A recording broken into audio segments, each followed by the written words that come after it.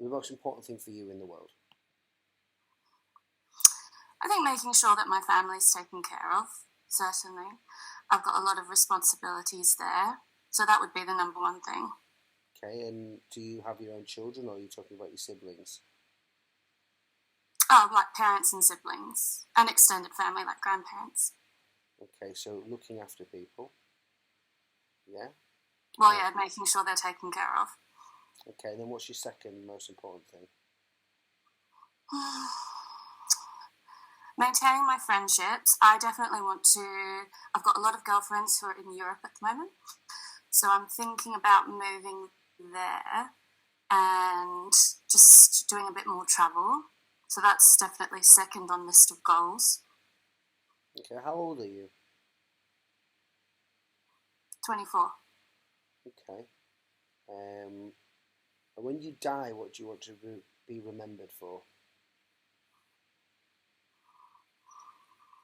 Hmm.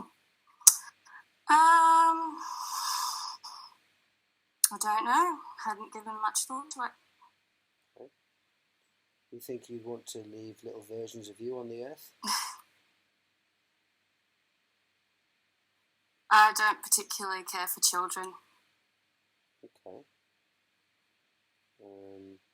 Do you think you'd want someone that would love you so much that they would die for you? Well, I think that's the only reasonable love that I would ever have, really. Um, Definitely romance is important to me, but I would die for them as well. Have you been in love before? Twice. Okay. And if you followed biblical principles, do you reckon you'd still be with your first love? If you both agreed how to treat a woman, um, had certain things that the world wouldn't have broken you apart? Because I'd love to think that I'd still be with the people that I was in love with if I was following God and they were following God. I don't think things would have come in and tore us apart because we had something called love. No, I don't. I don't like the dynamic, the relationship dynamic in the New Testament. It's just not for me at all. Could you tell I me mean, if it works for some people. could you tell me what the dynamic is in the New Testament? Well, like the husband being the head of the wife. Yeah. I don't really care for that at all. So what does that It involve? wouldn't be a dynamic that I would ever agree to adhere to. Okay, so in the New Testament, women submit to men because they want to, because we've earned it. They think he's going to provide for me, he's going to care for me, he's going to protect me, he's going to do all these things. If he needs to go to war, he's going to go to war. He's going to raise the children. He's going to do everything. It's not difficult. It's very difficult being a man, and the woman chooses that man. I'm sure it is. But I'm not going to be submitting to anyone because they're a man. No, thank you. I fully intend on us being in a relationship that is equal. Do you think that We're the not Christians doing don't the think? Do you think that Christians think that it's equal? Like we think it's equal. We love women more than we love ourselves. It's not. It's not. We're two halves of the same. It's very simple. That's great, but I'm not going to be the one that is if the husband's the head of me, that's not going to be a dynamic that works for me. Okay, should you be the head of the husband? Should you be the head of the husband? Ideally, no. If it was a choice between either or, I'd rather I be the head. But in my ideal dynamic, there wouldn't be a need for a head because if you're ever in a conflict with one another, you just negotiate and you compromise. There doesn't need to be a head, and I would rather be the one that's accountable for the welfare of the family. Okay, so a lot of the time, well, you would be accountable for the family. Like your job is in the Bible is to raise children. We're accountable for you. No, that's not what I meant by accountable. I meant accountable for let's say, financial welfare, accountable for. Do you think you should have your own job?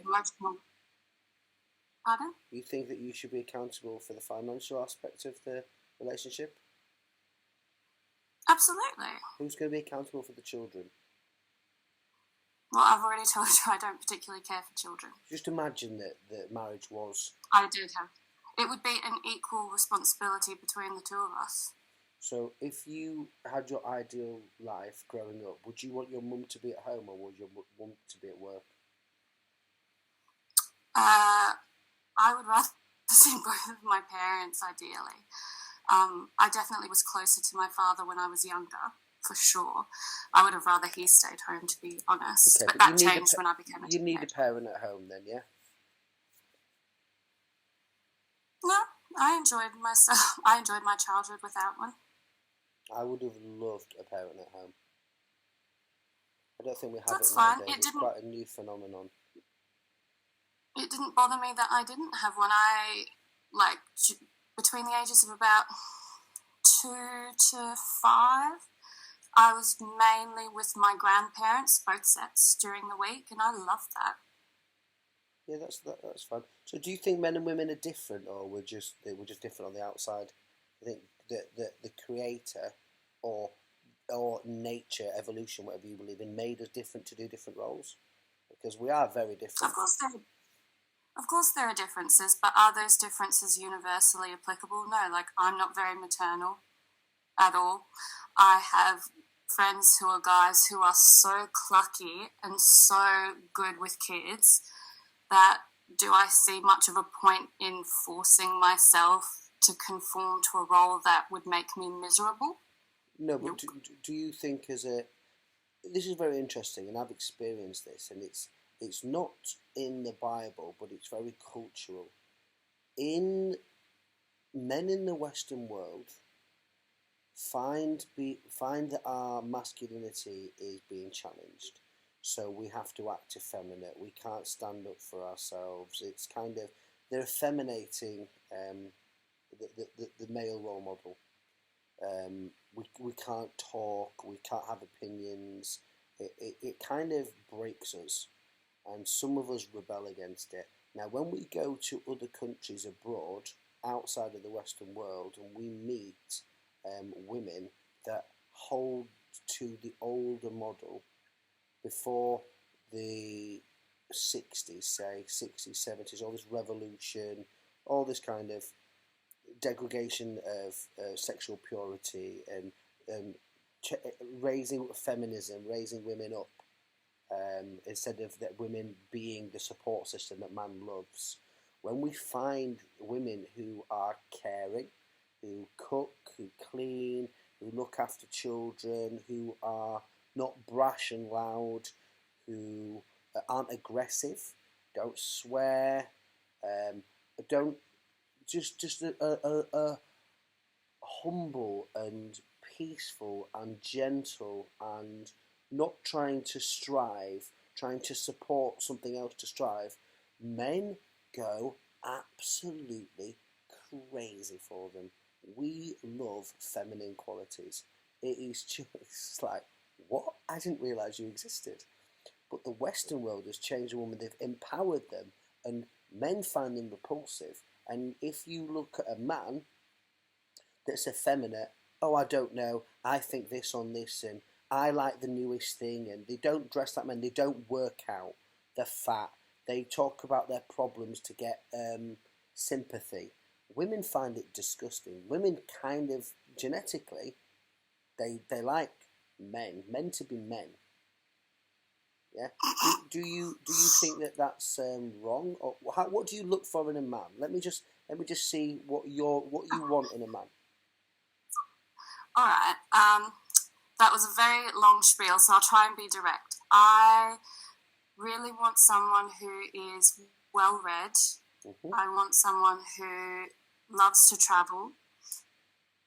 I think I need someone who is spontaneous because I'm so structured and orderly and very much perfectionist. So I think someone who is more spontaneous would complement me quite well because I'm very serious. Whilst well-travelled, well read, someone who I think would get on very well with my family and friends. That's very important. Yeah. So, do you want them fat? Do you want them muscly? Or fit? That's it. Fit. You're not bothered about their appearance? I've dated men from a very wide array. What do you want in a man? Not what you've got. Didn't you just ask me what I thought about their appearance? Yeah. But what do you look for? Ideals. Forget the people. What are you looking for? Yeah, I know. In terms of appearance, well, the thing is, as I was saying, I've dated men from very different body types. So there's not one particular body type. Men who were very, very, very svelte and very thin, they were kind of more of a gamer. And then I've dated a guy who was a rugby player, who was very bulky. So I'm not really, attracted to one body type over another. Do you think that a fit man is attractive? A man who is fit in whatever way he is, goes to the gym or plays a sport, is fit. Do you think that's important for a man?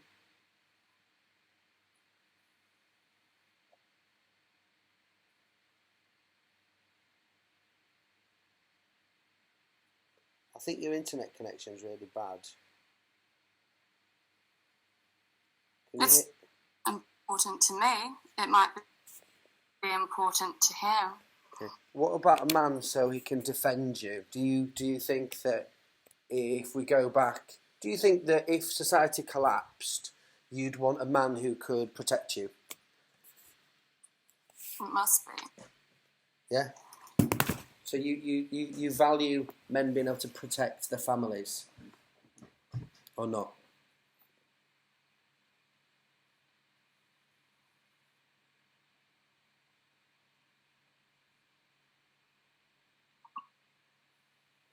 Your internet's it's not working.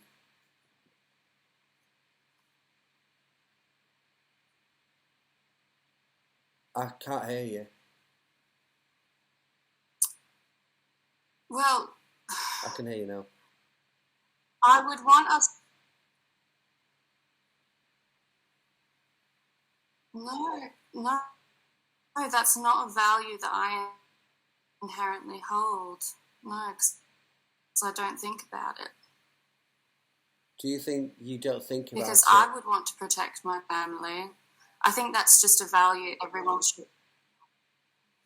Do you think that you don't think about it because men have already made the environment that you live in very safe? You can't hear me at all? You keep breaking up.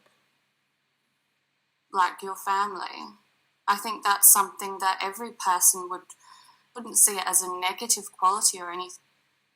Am I specifically looking when I'm dating someone? Am I there going, oh, he'd be able to protect? I live in Australia. I've been to places like... Oh, can you hear me? But I can hear you. But I've travelled to places like... Do you think the reason to a degree, perhaps I don't look at protection at all.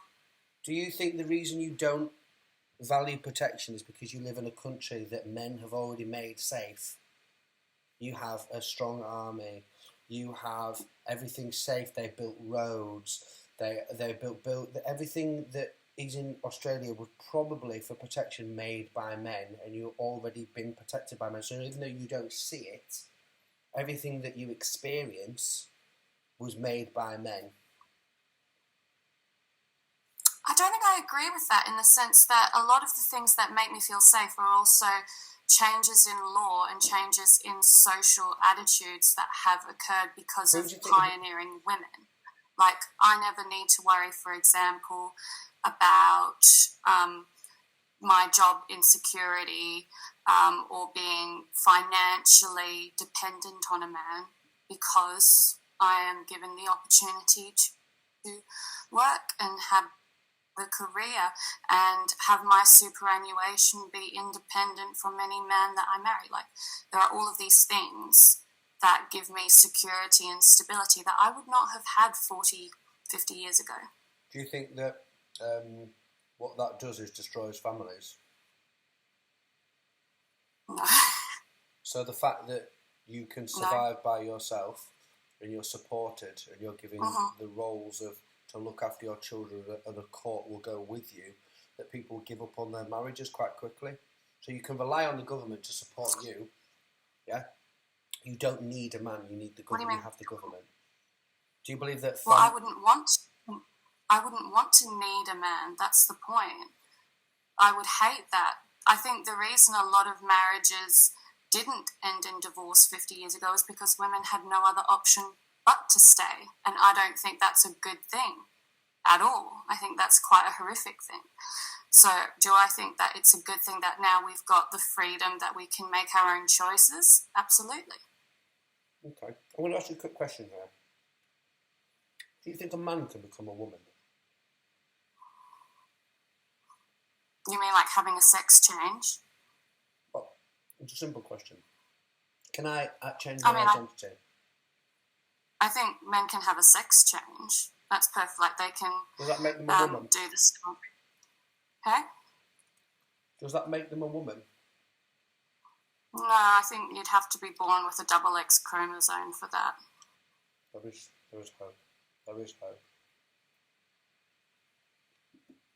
What do you think about forgiveness? Do you forgive people in an imperfect world? Do you hold hate? Forgiveness. I'm quite a vindictive person, I'm afraid. I'm not a very forgiving person at all. Well, the beauty of Christian values is that people forgive each other in relationships. We love each other and we support each other. I'm sure that.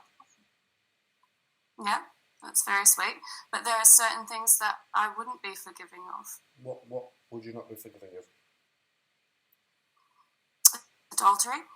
Do you think big one? Do you think that someone that attends church and reads the Bible and stays away from porn and all these kind of things would have less, because they do fail, Christians do fail, no one's perfect, I'm not perfect, but do you think that there would be less chance of a Christian committing adultery? Absolutely not.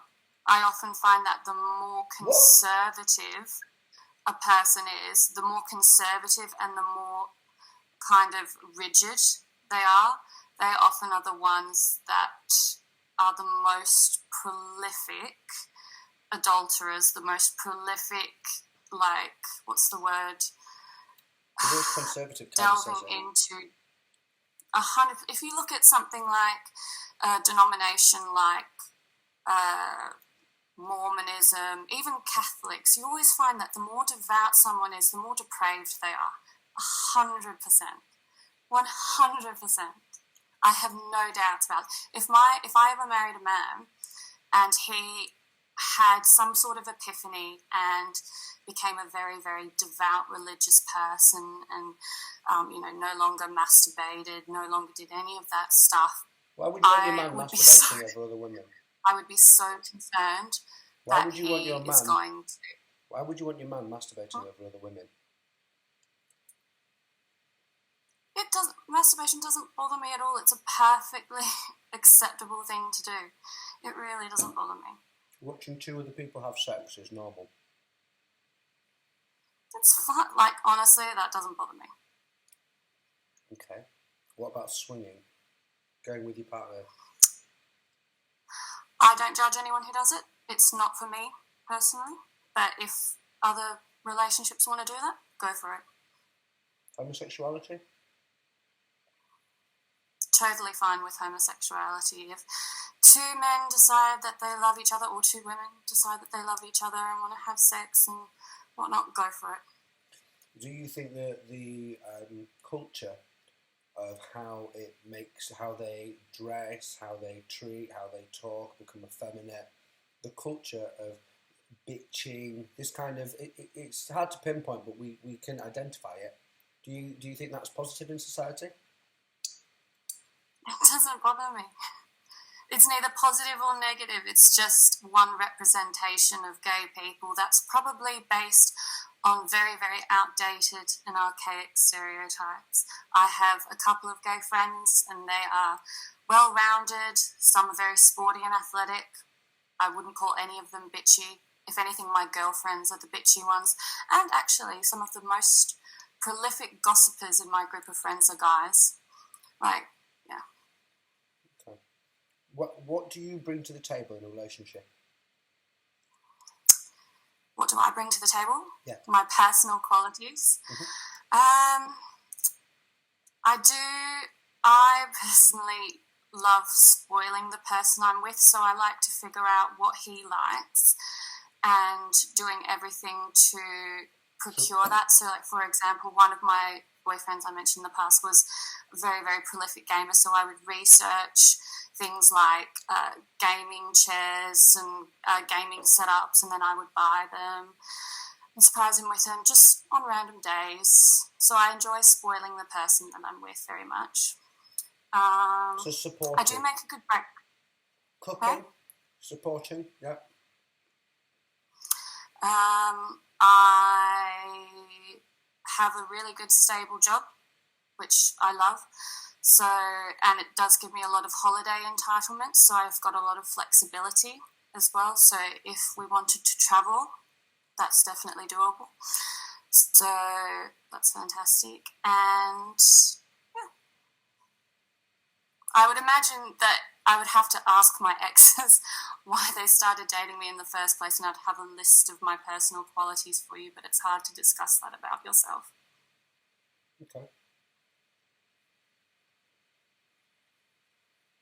Do you think society is going downhill in the Western world? No. I wouldn't want to live at any other time period and very few other countries. Like if you said to me, oh, would you want to go back in time 40 years ago? No. Have you been to another country? Not at all. Have I what? Have you been to another country? Many countries.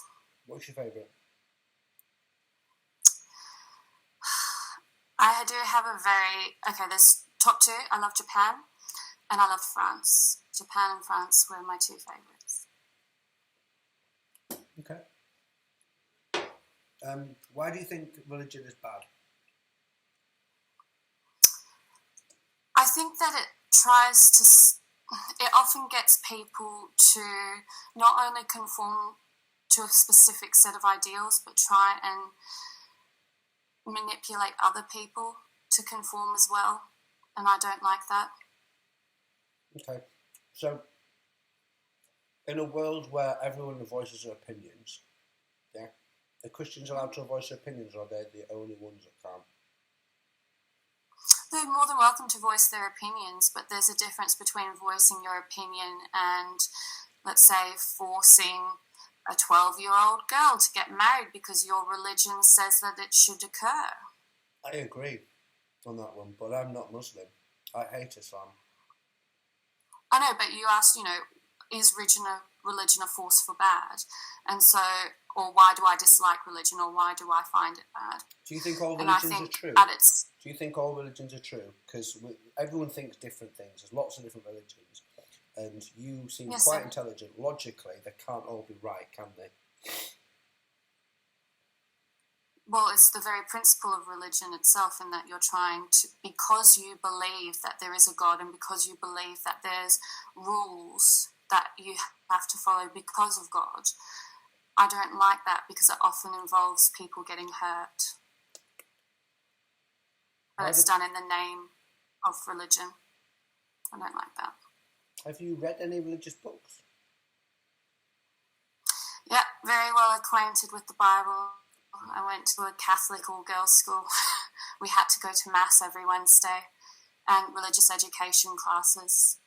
Okay. That's where I had my really big argument, actually, with my theology professor, because he was the one he was very brave. He told a class of 32 16-year-old girls about how they would, if they married, their husband would be the head of them. Mm-hmm. Would submit to him. The poor man, he got, I think, more than he bargained for, from what I remember. Okay. We know it's a very, very, very, very, very new phenomenon that women don't submit to men.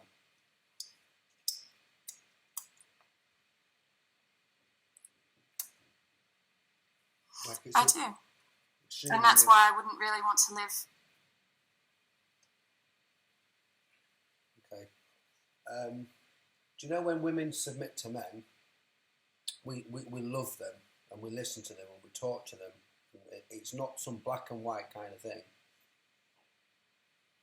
You know, when you have in businesses, you have a boss, and you have in Parliament, you have a Prime Minister, or you have a king. You have people in authority because they're best placed for that job. They're made for that role. Do you see how... Then I don't agree that my husband would automatically be made for that role. I think there are many men out there who Why would he be your are husband, not then? good leaders. Well, he wouldn't find a good wife then. A good leader wouldn't find a good wife. I could be the better person in the relationship for leadership roles. Simple as that. Do you think a proper man would want to be led around by a woman? A real man? If he respected her and valued her, sure. Do you think that's weak, effeminate, demasculised men who would let women walk all over them? Is that what you think being the head of household is, walking all over? Because if that's the case, then you can hardly blame me for not wanting to submit to it. No. I think that a woman is emotional. A woman is made for caring. A woman is made for supporting. A woman is everything that I'm not. God made her the other half, and I love a woman more than I love myself. So I will provide, I will protect, I will do all of these things for my woman. It's harder to be That's very sweet, but it's not for me. I am not a particularly nurturing person. I'm not a particularly overly emotional person. Do you think a woman's meant to be nurturing by nature? It could be, but I'm not. Don't know what to tell you. I much prefer... Cold-heartedness. Cold-heartedness, if that's the way you wish to put it. Do you think that is something you'd want to change, if you could? No, I'm really... Particularly when it comes to children, it's not just that I'm not a nurturing person. I don't care for them that much. It's just not appealing to me. What do you think about... And now you're so horrified you dropped your chicken. Yeah, I know. What do you think about abortion? I'm pro-choice. That means that a woman decides that she can kill her own baby? Yes. Okay, why do you believe that? Inconvenience? What reason? Because it's inside her. But I think you have a perfect right. If something is inside you and affecting you, you have every right to decide what happens to it. It is their life, though. It's not your body, it's their body that we're discussing. It's stuck inside mine, so who I put it will there? always Who put pro-choice. Who put it there? Oh, me and the guy who I would be having sex with. Okay. If you were married to that guy, do you think that you would terminate, let's say, murder a baby by pulling it out in pieces or poisoning it? If I got pregnant and I was married, regardless of whether I was married or not, I would probably have an abortion, yes. I don't want to have children. I don't want to go through pregnancy. Childbirth terrifies me, like actually terrifies me to no end. No, can't do it.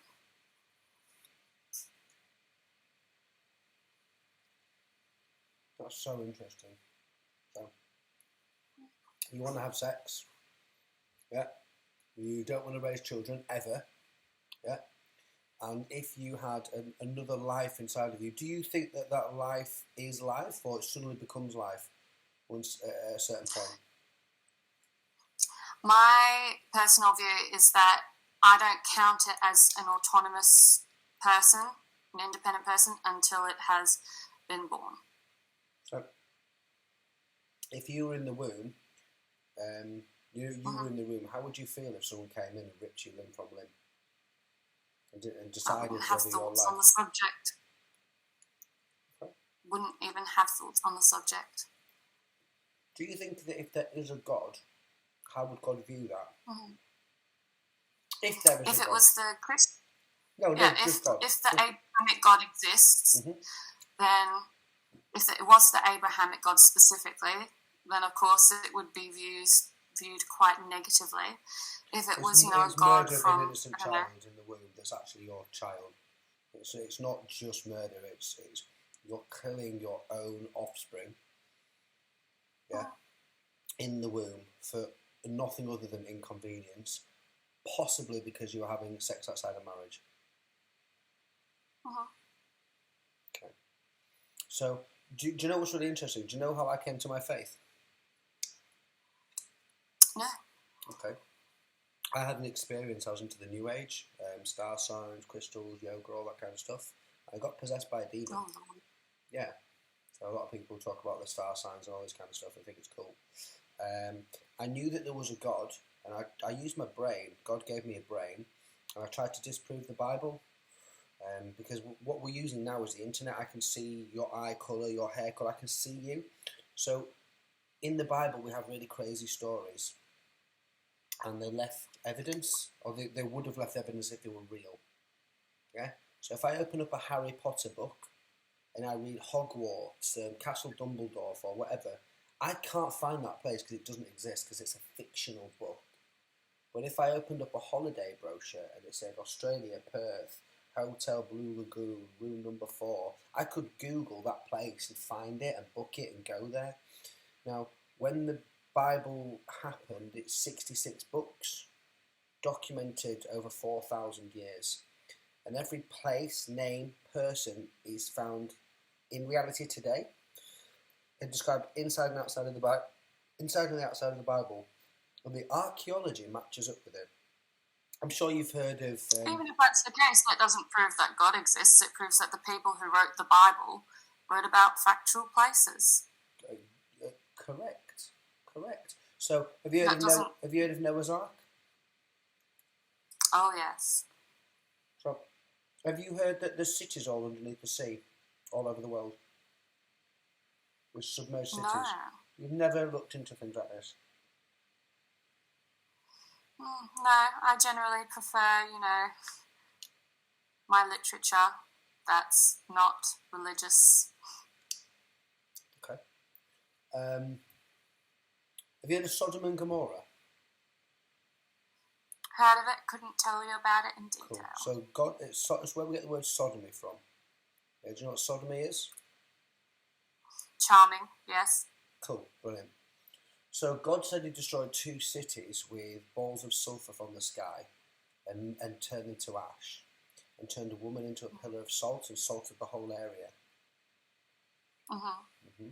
He's very descriptive on what he did. So cities, limestone cities, in that area, that's the thing that they do. And he said he'd leave them for an example for people to not do these things, not have anything outside sex outside of marriage, but depravity, how it constantly gets worse and worse and worse in society. So we're having kids identify as cats now. Yeah, that's where we are. And we have to affirm that in schools. And we're having drag queens read storybooks to kids because we needed to do that. Really important. But he said, don't do this. I'll leave it as a sign. So there are 2 cities. You see that link on the top? Yeah? I don't have to defend my faith. But if God was real and heaven was real, would you want to know? No, because I wouldn't change my mind on how I live my life. You don't have to change your mind. You have to accept Christ and he changes you slowly from the inside. It's not about that. But you realise that you're not just... You have a relationship with God. You know you're going to heaven and you're not going to hell. you are loved unconditionally by God, and He comes inside of you and He slowly changes you from the inside. It's not religion. I've not mentioned you have to do anything. It's relationship with God. Yeah, but you could look if you wanted to, or you could stay in your own pride, and just put it away and go talk about something else.